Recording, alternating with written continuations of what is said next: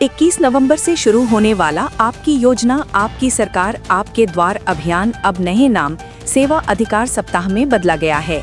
ये कार्यक्रम 21 से 28 नवंबर तक पूरे राज्य में सेवा गारंटी अधिनियम 2011 के तहत संचालित होगा। मुख्यमंत्री हेमंत सोरेन का पलामू दौरा स्थगित कर दिया गया है और अब वित्त मंत्री राधाकृष्ण किशोर इसकी शुरुआत करेंगे। मुख्य सचिव अविनाश कुमार ने सभी अधिकारियों को कार्यक्रम के नए नाम और प्रक्रिया से अवगत कराते हुए पत्र जारी किया है। पलामू प्रशासन ने लिस्लीगंज में कार्यक्रम की तैयारी पूरी कर ली है, जहां भारी संख्या में कर्मियों की तैनाती की गई है। गिरिडीह पुलिस ने गांडे थाना क्षेत्र में चल रही अवैध मिनी गन फैक्ट्री का चौंकाने वाला खुलासा किया है। छापेमारी में 6 धंधेबाज दबोचे गए और 6 देसी पिस्टल, 12 अर्धनिर्मित हथियार, 13 बैरल, 11 मैगजीन, मशीनें और कई उपकरण बरामद हुए। एसपी डॉक्टर विमल कुमार के अनुसार फैक्ट्री सिर्फ 3 दिन पहले शुरू हुई थी और बिहार से भी तार जुड़े हैं। शायर अली के घर के नीचे ये गुप्त फैक्ट्री चल रही थी। पुलिस अब फैक्ट्री संचालक उस्मान अंसारी की तलाश में रेड कर रही है।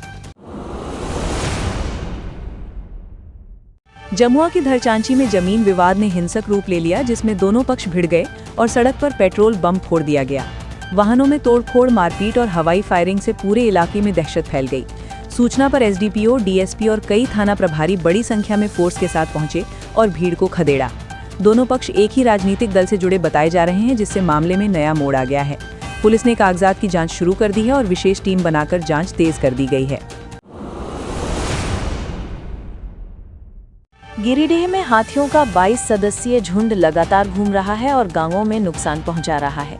गुरुवार को झुंड देवरी पहुंचा, जहां पकी फसलों को रौंद दिया गया और लोग दहशत में घरों में दुबके रहे। वन विभाग की टीम मौके पर पहुंची है और ग्रामीणों को सतर्क रहने की अपील की है। इससे पहले तेलोडीह में हाथियों ने घरों और अनाज को नुकसान पहुंचाया था। झुंड में एक बच्चा होने से हाथी अधिक आक्रामक और सतर्क दिखाई दे रहे हैं। विभाग निगरानी बढ़ा रहा है। बीजेपी प्रवक्ता अजय शाह ने आरोप लगाया कि जेईपीसी और एमकेएस एंटरप्राइज की मिलीभगत से स्कूली बच्चों के आधार अपडेट में लगभग 75 करोड़ का फर्जीवाड़ा किया गया है। उनके अनुसार छात्रों से 50 रुपए प्रति आधार फ्री में होने के बावजूद अवैध रूप से पैसे वसूले गए। 250 बीआरसी में प्रतिदिन 2000 रुपए तक वसूली होने का दावा किया गया है। लगभग 500 आधार सुपरवाइजरों से भी सिक्योरिटी मनी के नाम पर 2.5 करोड़ लिए गए।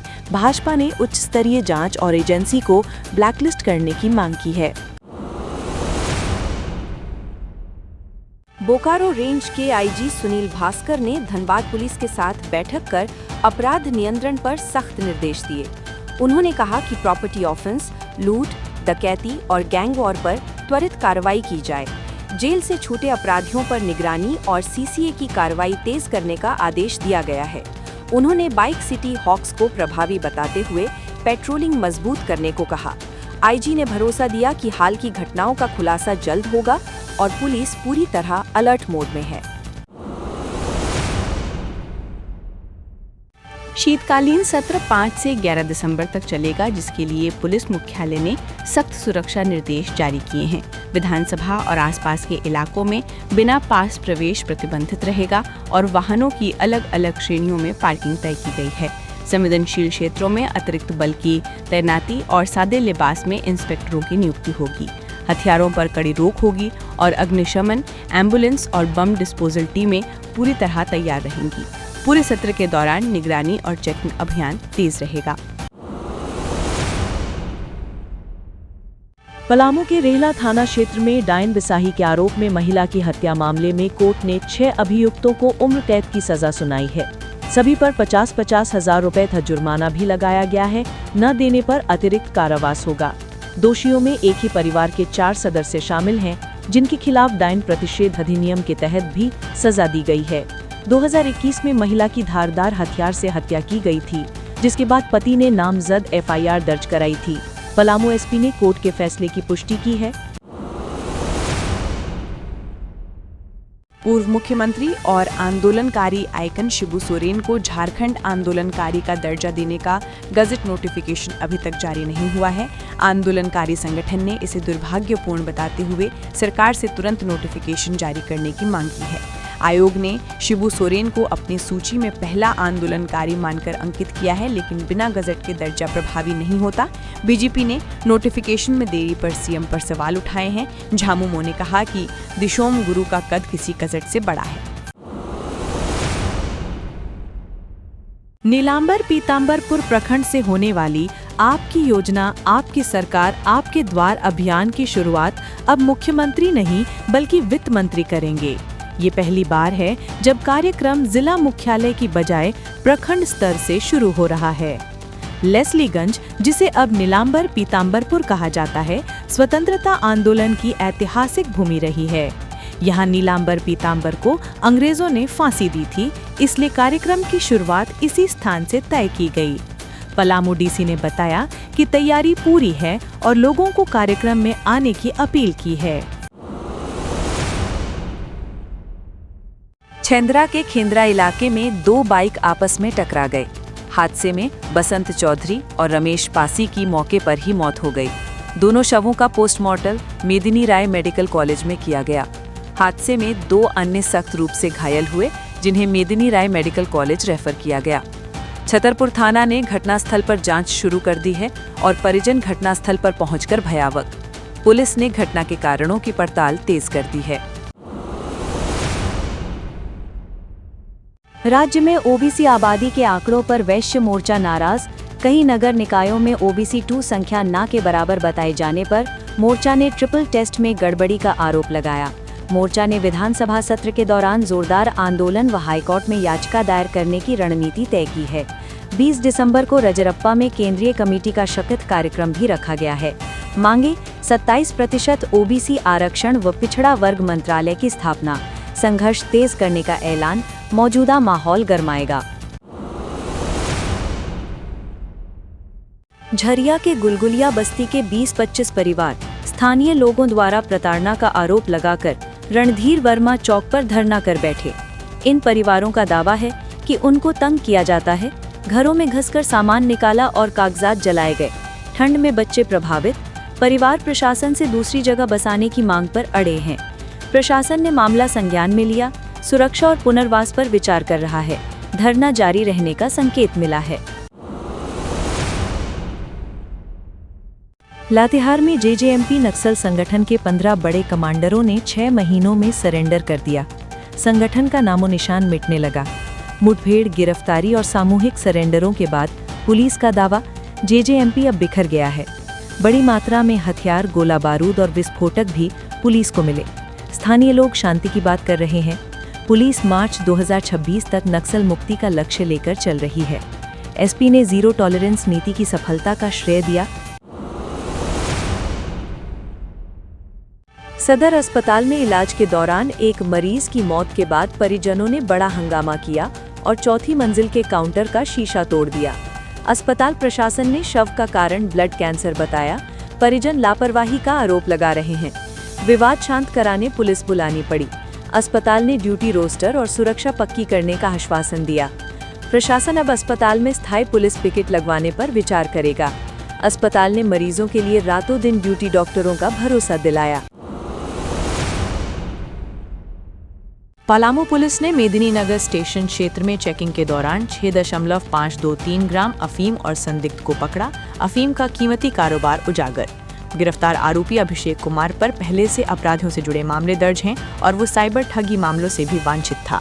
पुलिस ने बताया कि अफीम छोटे छोटे पैकेटों में खरीदी जा रही थी और दलील बाजार नेटवर्क की जांच जारी है। संबंधित थाने की टीम और एसीबी ने संयुक्त छापेमारी की। मामले की विधिक कार्रवाई जारी है।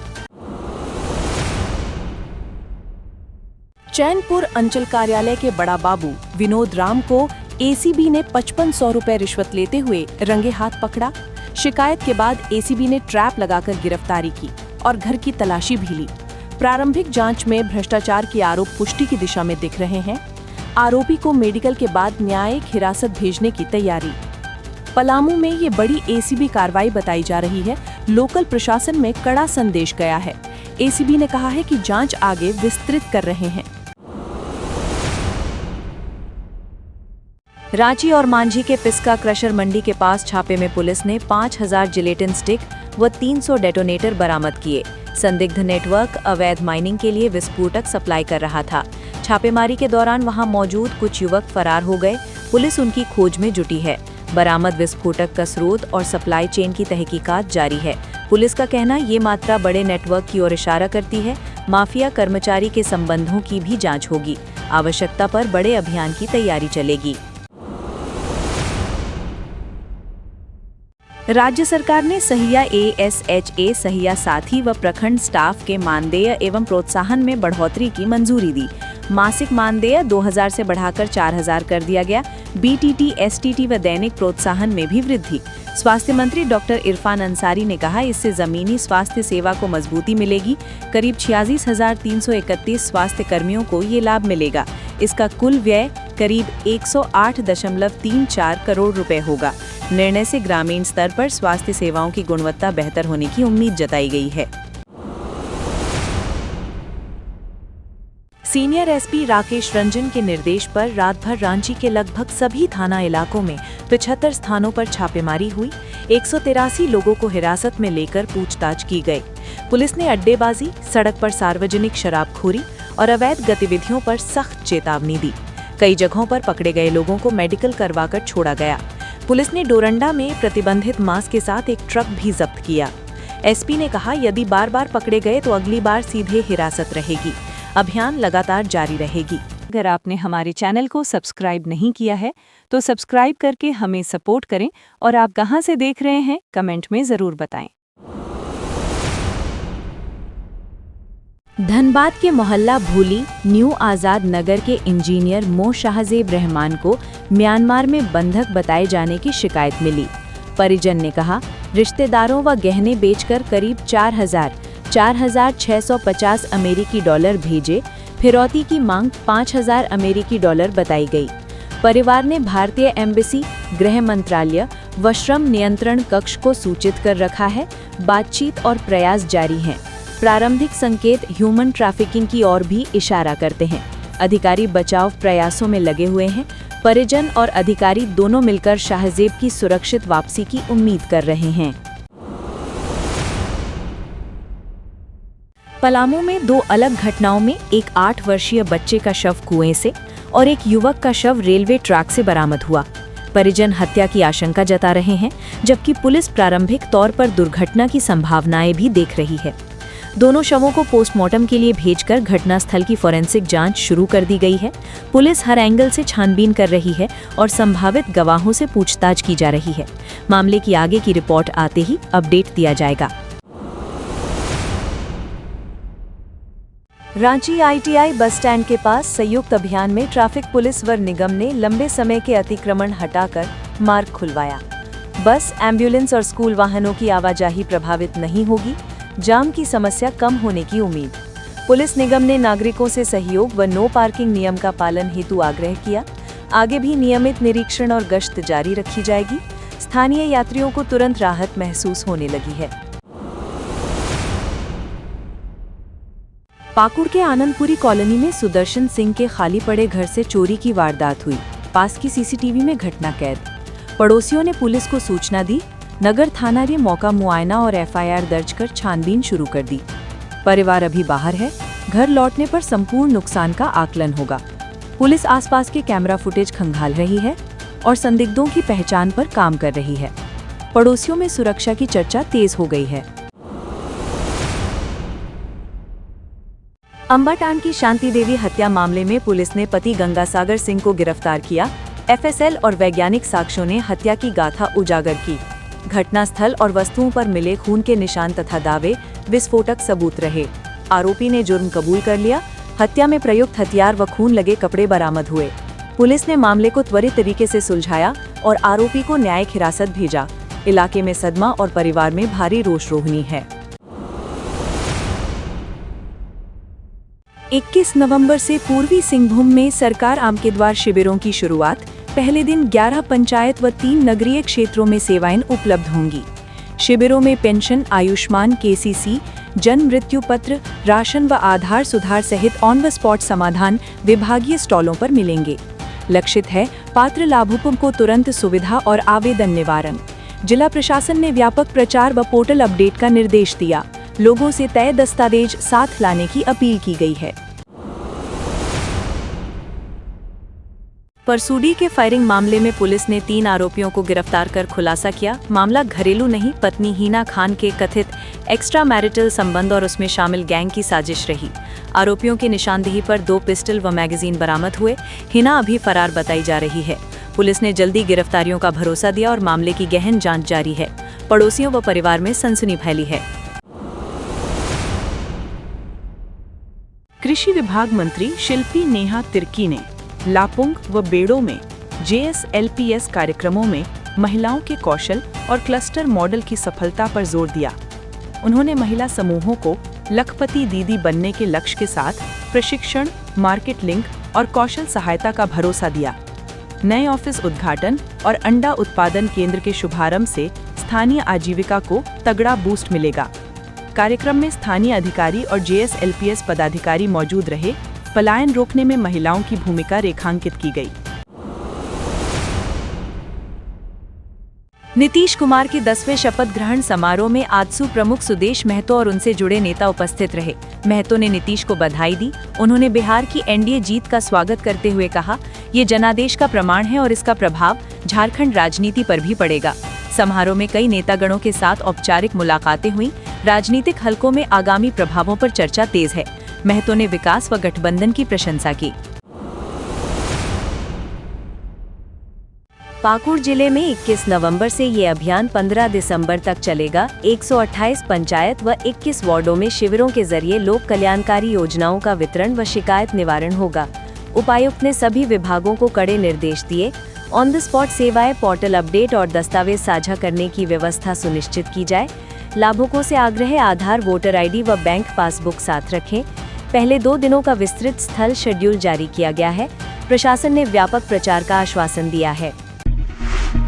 आप देख रहे हैं झारखंड तक 24, आपका अपना चैनल।